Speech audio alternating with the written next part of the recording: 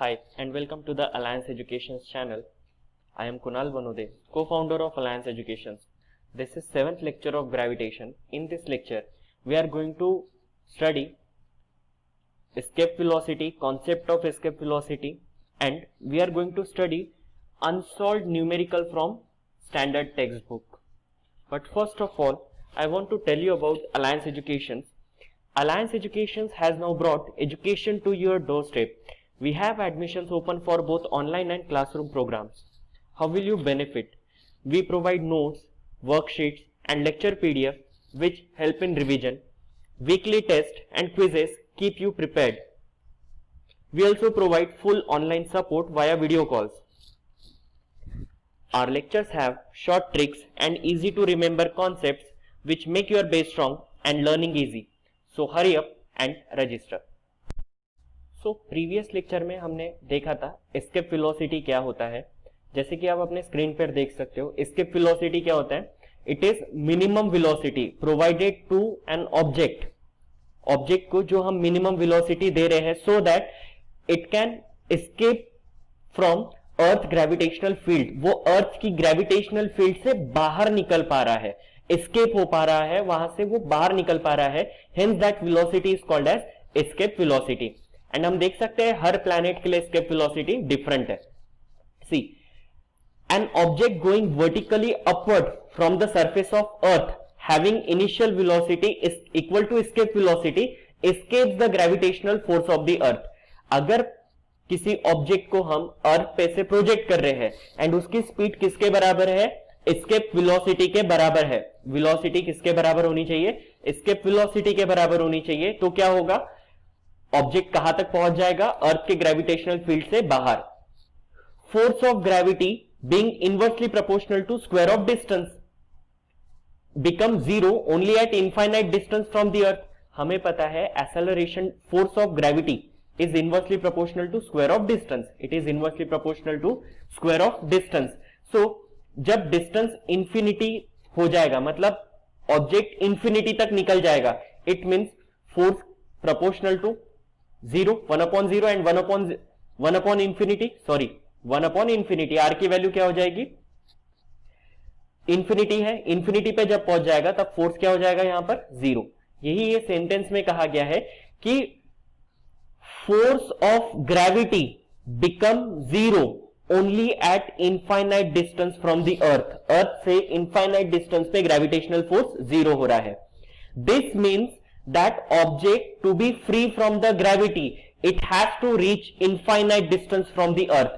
उसको अगर gravitational field से फ्री होना है तो उसे कहां पहुंचना पड़ेगा? इनफाइनाइट डिस्टेंस पे।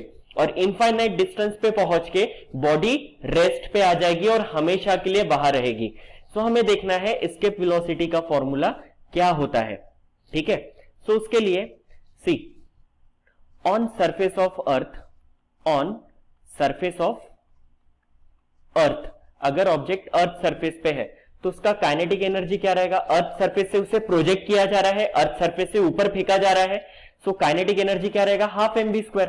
बट यहां पे वेलोसिटी किसके बराबर है? एस्केप वेलोसिटी के बराबर है। तो एस्केप वेलोसिटी को हम v इंफिनिटी से रिप्रेजेंट कर रहे हैं, या फिर v एस्केप या ve लिख देते हैं हम इसके लिए।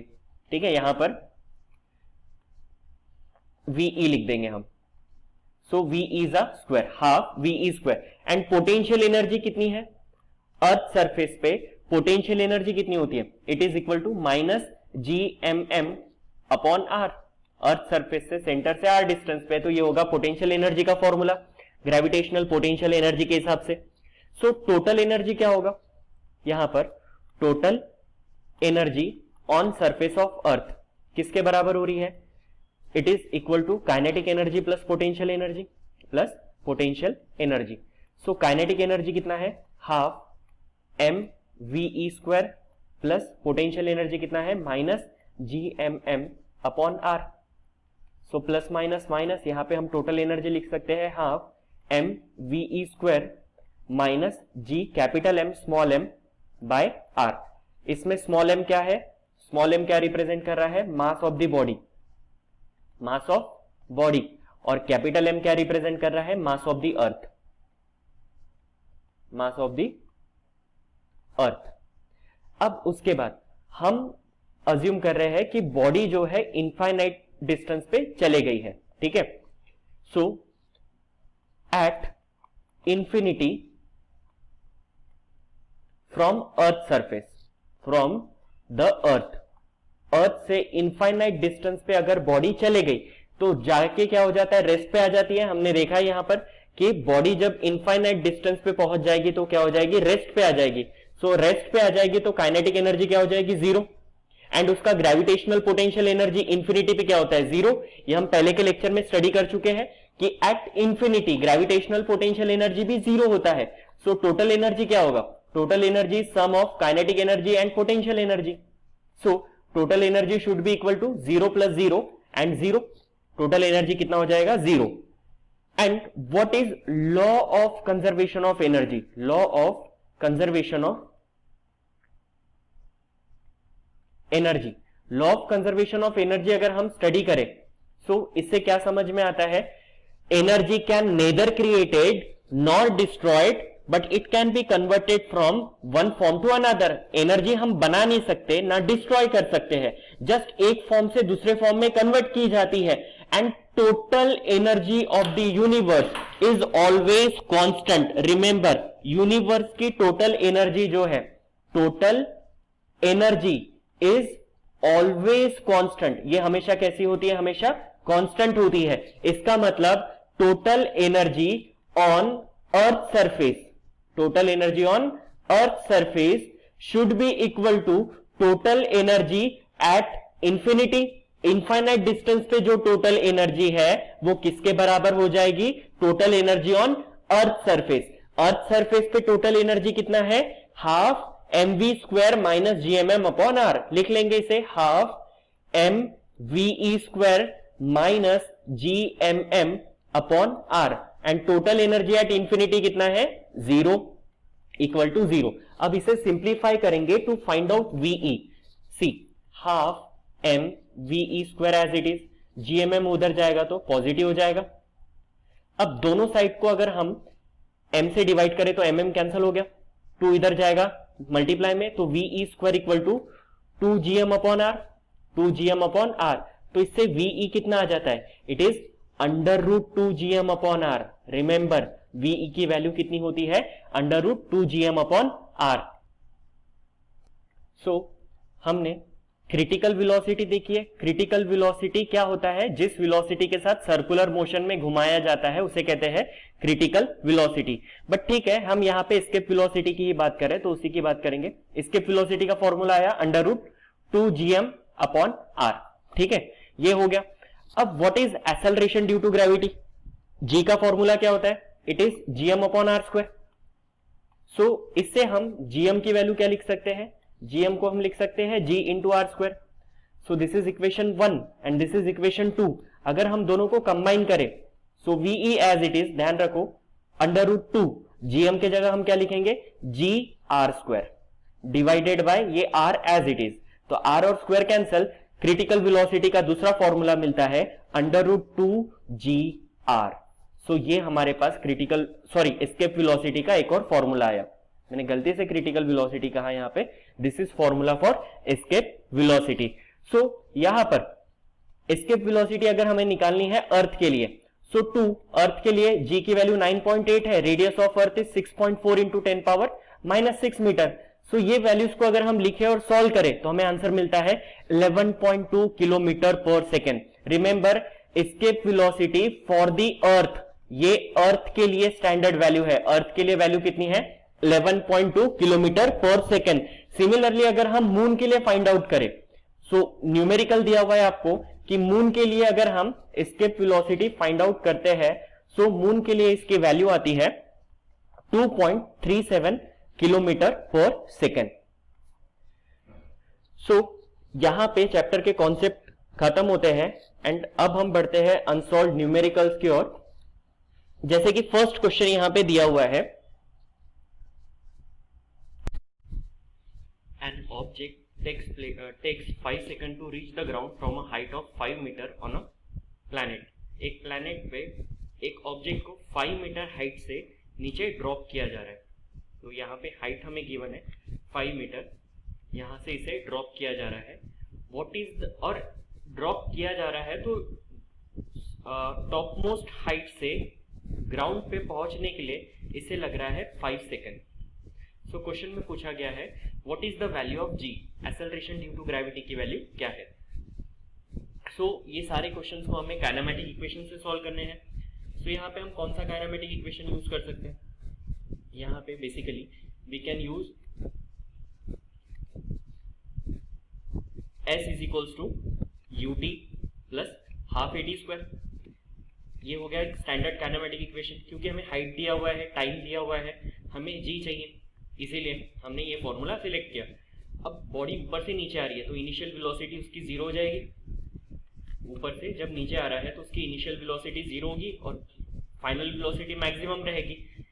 सो इनिशियल वेलोसिटी इसमें 0 पुट करेंगे और एक्सेलरेशन किसके बराबर रहेगा, it is equal to acceleration due to gravity.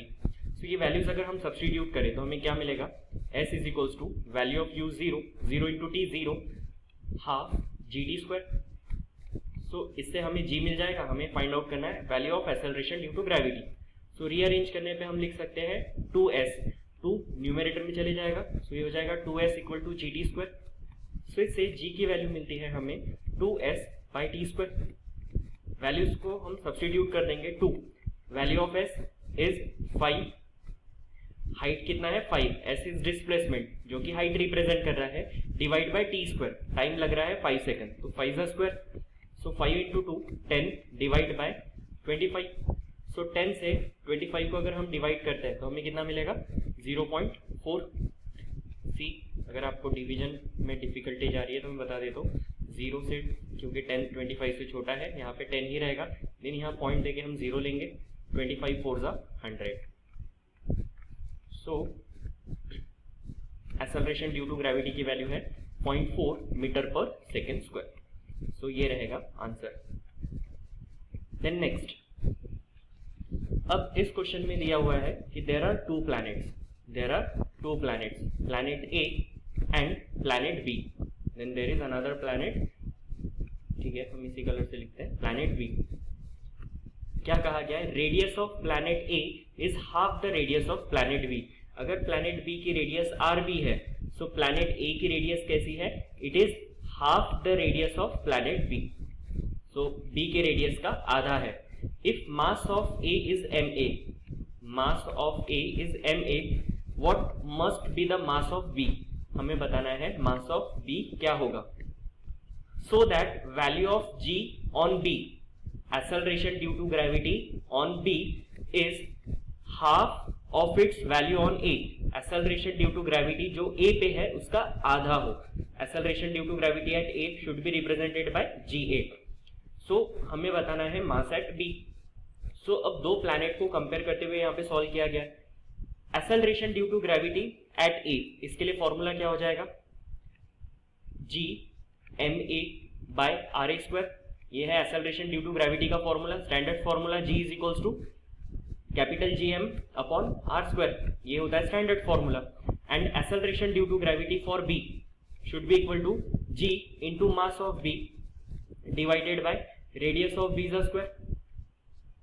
अब दोनों में रिलेशन क्या दिया हुआ है, दोनों में रिलेशन हमें दिया हुआ है acceleration due to gravity at B is equals to g A by 2। A पे जितनी एक्सेलरेशन ड्यू टू ग्रेविटी है उसकी आधा जो है बी पे है।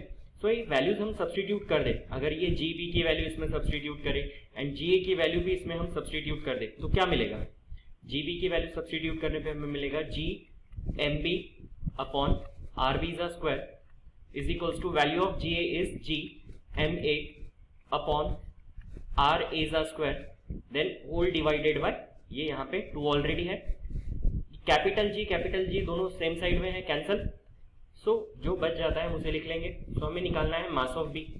सो mass of B upon R B square equal to, यहाँ पे mass of A as it is divided by, ये नीचे आ जाएगा, सो यहाँ पे हो जाएगा twice into R A square. Then mass of B is equals to mass of A into R B हम दूसरे साइड में लेकर जा रहे हैं तो ये हो जाएगा R B square upon 2 into R A square. अब उसके बाद हमें रेडियस को भी कैंसिल आउट करना पड़ेगा, रेडियस को भी कैंसिल करना पड़ेगा सो दैट मासेस के बीच में रिलेशन मिल जाए। तो रेडियस ऑफ ए कितना दिया हुआ है, RB/2, radius of A is RB/2। तो यहाँ पे रिप्लेस कर देंगे रेडियस ऑफ ए को, तो यहाँ पे हम लिख सकते हैं mass of B is equals to mass of A into RB² divided by 2। See RA को हम क्या लिख रहे हैं, RB/2। तो यहाँ पे हम लिख देंगे RB/2, बट RA का होल स्क्वायर है इसलिए RB/2 का होल स्क्वायर हो जाएगा। देन स्क्वायर हम सेपरेट कर देते हैं, यहाँ पे मिलेगा MB is equals to MA into RB² divided by 2 into square separate करने पे ये हो जाएगा RB² divided bye 2² 4। Then 2 cancel, यहाँ पे 2 4, RB² कैंसल। सो बेसिकली हमारे पास क्या बच रहा है यहाँ पर, यहाँ पे है MB is equals to MA divided by, यहाँ पे ध्यान से देखिए MA के डिनोमिनेटर में 1/2 है, सो ये 2 न्यूमरेटर में जाएगा। सो मास ऑफ B कितना आ जाएगा, it is twice the mass of A। सो ये रहेगा रिलेशन मासेस के बीच में। सो पूछा गया था what is the value of mass of B in term of A। So mass of B is twice the mass of A। I hope अब सभी को समझ में आया। हम बढ़ते हैं अगले क्वेश्चन की ओर। अब नेक्स्ट क्वेश्चन इसमें दिया हुआ है the mass and weight of an object on earth. Mass दिया हुआ है ऑन अर्थ, ऑब्जेक्ट का मास दिया हुआ है on earth 5 kg and its weight on earth, earth पे उसका वेट दिया हुआ है 49 newton. What will be their values on moon? हमें बताना है mass of the body on moon क्या होगा and weight of the body on moon क्या होगा। Assume that acceleration due to gravity on the moon is 1/6 of that on the earth. Acceleration due to gravity on moon is 1/6 of earth. अर्थ पे जो acceleration due to gravity है उसका 1/6 होता है moon पे। सो ये रिलेशन का यूज करके हमें बताना है। नाउ हमें गिवन क्या है, सबसे पहले हम मासेस को सॉल्व कर लेते हैं। See what is mass, mass is amount of matter present inside the body. So mass planet to planet change नहीं होता है, मास हमेशा बॉडी का कांस्टेंट होता है। सो जो मास उसका अर्थ पे है वही मून पे रहेगा। सो मास ऑन मून हो जाएगा 5 kg ओनली। अब हम बात करते हैं वेट की। Weight on earth, weight on earth, weight का फॉर्मूला क्या है, what is weight, weight is the force, weight is the force with which body is attracted towards the centre of the earth. Body जिस force से earth के centre में attract की जा रही है उस फोर्स को कहा जाता है वेट। सो यहाँ पे वेट का फॉर्मूला क्या हो जाएगा, mg, वेट का फॉर्मूला रहेगा mg and it is given, it is 49 Newton. But हमें क्या फाइंड आउट करने के लिए कहा गया है, weight on moon, weight on moon. So weight on moon क्या होगा, mass into acceleration due to gravity of moon, mass into acceleration due to gravity of moon. So mass as it is, acceleration due to gravity of moon and acceleration due to gravity of earth, दोनों का relation हमें given है g/6। तो हमने इसे replace कर दिया, acceleration due to gravity of moon को रिप्लेस किया g/6 से। सो यहाँ पे हमें वैल्यू मिल रही है mg/6। So already mg given है, mg कितना है 49। सो वेट ऑन मून कितना हो जाएगा 49 डिवाइड बाई 6। 49 को हम 6 से डिवाइड कर देंगे, अगर 49 को 6 से डिवाइड कर दे तो कितना आ जाएगा 8.166 न्यूटन, या फिर इसे हम राउंड ऑफ करके लिख सकते हैं 8.17 न्यूटन। तो ये रहेगा आंसर। देन बढ़ते हैं नेक्स्ट क्वेश्चन की ओर। अब यहां पे कहा गया है कि an object thrown vertically upward, एक ऑब्जेक्ट को नीचे से ऊपर फेंका गया, thrown vertically upward, reaches height of 500 metre. कितने हाइट पे गया ये 500 मीटर। अब किसी भी ऑब्जेक्ट को जब हम नीचे से ऊपर फेंक रहे हैं तो उसकी इनिशियल वेलोसिटी 0 होगी या फाइनल। ऑब्वियसली अगर नीचे से ऊपर फेंका जा रहा है तो कुछ एक वेलोसिटी के साथ उसे ऊपर फेंकेंगे, एंड आप इमेजिन कर सकते हो अगर आपने बॉल को ऊपर फेंका तो उसकी स्पीड स्लो होते जाएगी, एक पॉइंट आएगा कि जहां पे बॉल की स्पीड 0 हो जाएगी एंड उसके बाद बॉल नीचे आने लगेगा। इट मीन्स किसी भी ऑब्जेक्ट को जब हम नीचे से ऊपर फेंक रहे हैं तो उसकी फाइनल वेलोसिटी हो जाती है 0 मीटर पर सेकेंड। सो फाइनल वेलोसिटी क्या हो जाएगी? 0। अब what was it's initial velocity, यहाँ पे पूछा गया है इसकी इनिशियल वेलोसिटी क्या होगी। How long will it take to come back to the earth, नीचे से ऊपर जाके वापस से नीचे आने के लिए उसको कितना टाइम लगेगा, हमें बताना है टोटल टाइम कितना लगेगा। सो रिमेंबर, नीचे से ऊपर जाने के लिए जितना टाइम बॉडी लेगी उतना ही टाइम ऊपर से नीचे आने के लिए लेगी। सो सबसे पहले हम वेलोसिटी फाइंड आउट कर लेते हैं। सो वेलोसिटी के लिए अगेन काइनेमेटिक इक्वेशन यूज करना पड़ेगा। दो इक्वेशन है हमारे पास, एक है v is equals to u plus a t, but time given नहीं है तो ये फॉर्मूला यूज नहीं करेंगे। सो वेलोसिटी के लिए हम यूज करेंगे v square equal to u square plus 2as। अब वर्टिकली अपवर्ड मोशन हो रहा है, तो वर्टिकली अपवर्ड मोशन हो रहा है तो उसकी फाइनल वेलोसिटी 0 होने वाली है एंड एक्सेलरेशन किसके बराबर है? माइनस जी के बराबर। नेगेटिव एक्सेलरेशन होगा, बॉडी की स्पीड स्लो होते जाएगी। तो ये दोनों वैल्यूज को हम सब्स्टिट्यूट कर देंगे। So v is equals to 0 is equals to u square, ये हो जाएगा प्लस 2, e की वैल्यू लिखेंगे हम minus g into s, then 0 equal to u square plus minus minus 2gs। So दूसरे साइड में भेज देंगे माइनस वाली टर्म को, तो ये प्लस हो जाएगा 2gs equal to u square. So u square की वैल्यू मिलती है हमें 2gs। सो वैल्यू सब्स्टिट्यूट कर देंगे 2 एज इट इज, g की वैल्यू है 10, g कितना दिया हुआ है क्वेश्चन में 10 एंड s की वैल्यू है 500। सो 500 इंटू 2 1000 इंटू 10। सो यहां पर u स्क्वायर हमें मिलता है 10,000 मल्टीप्लाई करने पे, then u is equals to under root 10,000। So 10,000 का रूट कितना होता है? 100, 4 जीरो है, रूट के बाहर आ जाएंगे तो 2 जीरो ही बचेगा, मीटर पर सेकेंड। सो इनिशियल वेलोसिटी है इसकी 100 मीटर पर सेकेंड। बट अब क्वेश्चन में पूछा गया है कि ऊपर से नीचे आने में इसने कितना टाइम लिया। आप चाहो तो s is equals to u t plus half a t square, ये फॉर्मूला भी यूज कर सकते हो।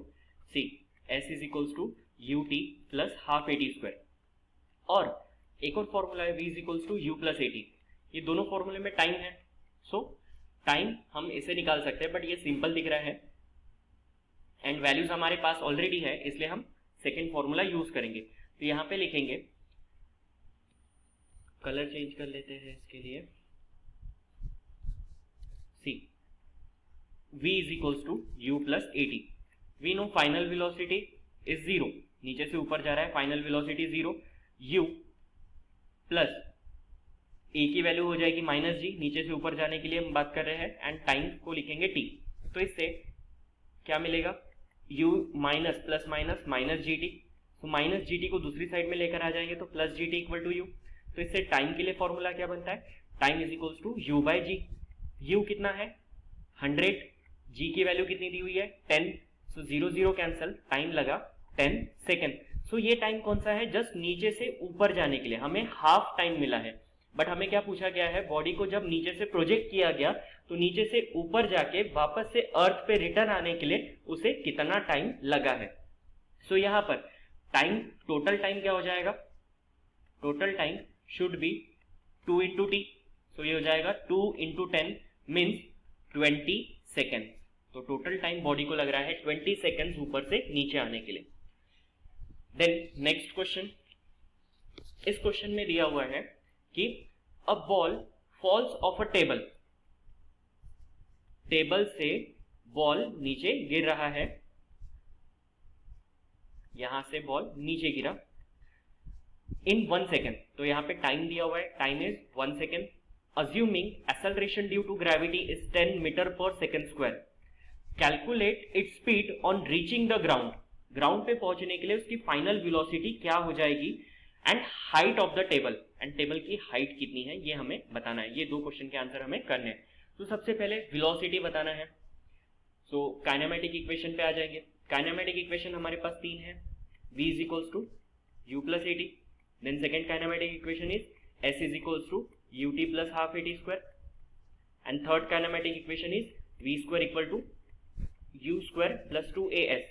तो इन तीनों में से कोई भी फॉर्मूला जिसका डेटा अवेलेबल है हम उसके अकॉर्डिंगली फॉर्मूला सिलेक्ट कर सकते हैं। जैसे कि यहाँ पर हमें बताना है v, हम फर्स्ट फॉर्मूला ले सकते हैं क्योंकि टेबल के ऊपर से जब बॉल गिर रहा है तो उसकी इनिशियल वेलोसिटी 0 होगी, रेस्ट पे रहेगा, देन उसके बाद उसकी स्पीड इंक्रीज होने लगेगी एंड एक कुछ v स्पीड से ये ग्राउंड को हिट करेगा। सो हम फर्स्ट काइनेमेटिक इक्वेशन लिखते हैं v is equals to u plus at। So initial velocity की वैल्यू हम 0 रखेंगे एंड एक्सेलरेशन किसके बराबर रहेगा, acceleration due to gravity. So v is equals to हो जाएगा यहाँ पर gt, हमें बताना है v, g की वैल्यू है 10 और टाइम की वैल्यू है 1, सो वेलोसिटी हो जाएगा 10 मीटर पर सेकेंड। सो 10 मीटर पर सेकेंड की स्पीड से बॉल ग्राउंड को हिट करेगा। अब उसके बाद नेक्स्ट इसमें पूछा गया है कि कितना हाइट है टेबल का, तो उसके लिए हम सेकेंड हाइट का फॉर्मूला यूज कर लेंगे या फिर आप थर्ड फॉर्मूला भी यूज कर सकते हो, सारी वैल्यूज हमारे पास है। तो हम सेकेंड देखते हैं, सेकेंड फॉर्मूला से s is equals to ut plus half at square हमें गिवन है।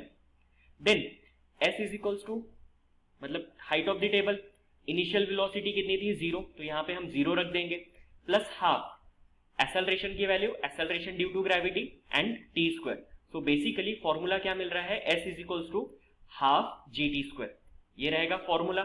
सो s is equals to half value of g is 10 and t square time कितना है 1, सो 1 जा स्क्वायर, सो ये हो जाएगा s is equals to 10 into 1 जा square 1, 10 into 1 1 divided by 2, so s is equals to हो जाएगा 5 मीटर। सो इस तरीके से ये सारे क्वेश्चन काइनेमेटिक इक्वेशन का यूज करके सॉल्व किए जाते हैं। तो ये नेक्स्ट क्वेश्चन है, इस क्वेश्चन का एक्चुअल मेथड एंड इसके लिए शॉर्ट ट्रिक मैं आपको डेफिनेटली बताऊंगा एंड उसके बाद एक और second question. So I want कि आप ये दो क्वेश्चन अभी फिलहाल ट्राई कीजिए, नेक्स्ट लेक्चर में मैं इनके सोल्यूशन आपके साथ डिस्कस करूंगा एंड इसके अलावा जो एक्सरसाइज में आपको क्वेश्चन दिए हुए हैं उनके आंसर भी हम नेक्स्ट लेक्चर में डिस्कस करेंगे। सो आज के लेक्चर में इतना ही। अगर आपको लेक्चर अच्छा लगा हो सो अपने फ्रेंड्स के साथ इसे शेयर कीजिए एंड ज़्यादा से ज़्यादा स्टूडेंट तक इसे पहुंचाइए। अभी तक अगर आपने अलायंस एजुकेशन को फेसबुक और इंस्टाग्राम पे फॉलो नहीं किया है तो अभी फॉलो कीजिए एंड अभी अपने स्क्रीन का स्क्रीनशॉट लीजिए एंड स्टोरी पे शेयर कीजिए with the hashtag digital alliance and हम आपकी स्टोरी डेफिनेटली शेयर करेंगे। एंड आपको लेक्चर पीडीएफ रिक्वायर्ड है तो आप गिवन कॉन्टैक्ट नंबर पे हमें कॉल कर सकते हो या मेल आईडी पे मेल भी कर सकते हो। एंड ये वीडियो आपको अच्छा लगा हो तो please hit the like button and do subscribe the channel for the regular updates and press the bell icon. Thanks for watching.